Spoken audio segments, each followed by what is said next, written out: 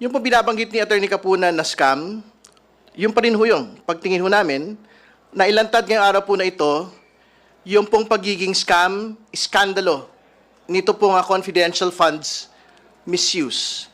Nakita po natin yung pattern ng maling paggamit, yung pong mga peking mga pangalan. Nakita po natin na yung pong pera, hindi po ginamit para sa confidential expenses, hindi po nila maipakita yung pong confidential activities na pinagamitan po ng pondong ito.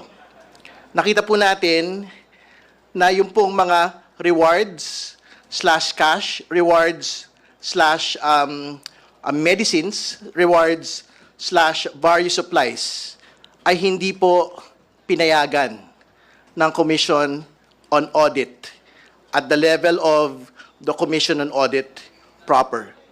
Kaya pwede ho natin sabihin, katulad ng binanggit ho previously ni Congressman Joel Chua, na this is akin to the fertilizer fund scam. But more importantly, we can say today na ito po ay katulad ng Napoles PDAF scam.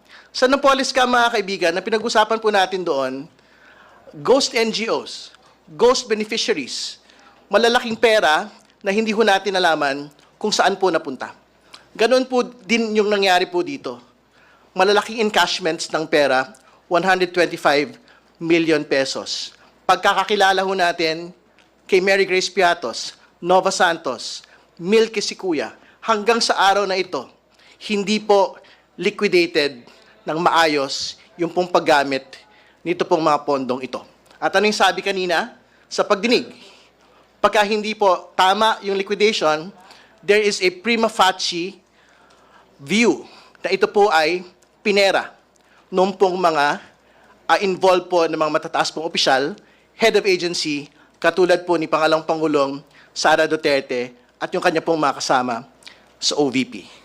So sa dulo-dulo ho, the burden is not on the prosecution at this point. The burden of evidence is already on the defense. Kasi the presumption exists today. And for as long as it is unrebutted, yung pong paliwanag nila, for example, na preliminary lang naman daw yung pong AOM, preliminary lang naman daw po yung notice of disallowance. But we will go to the final point. Meron pong desisyon yung Commission on Audit proper. Pinasosoli na po ang Pangalawang Pangulo at ang kanya pong mga kasama ng 73 million for the 2022 OVP confidential funds.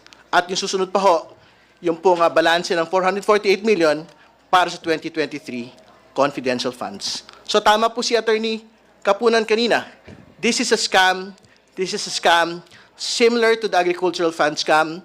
It is similar to the Napoles scam. At alam po natin yung naging ending doon. May mga nakulong po ron. May mga napanagot po ron.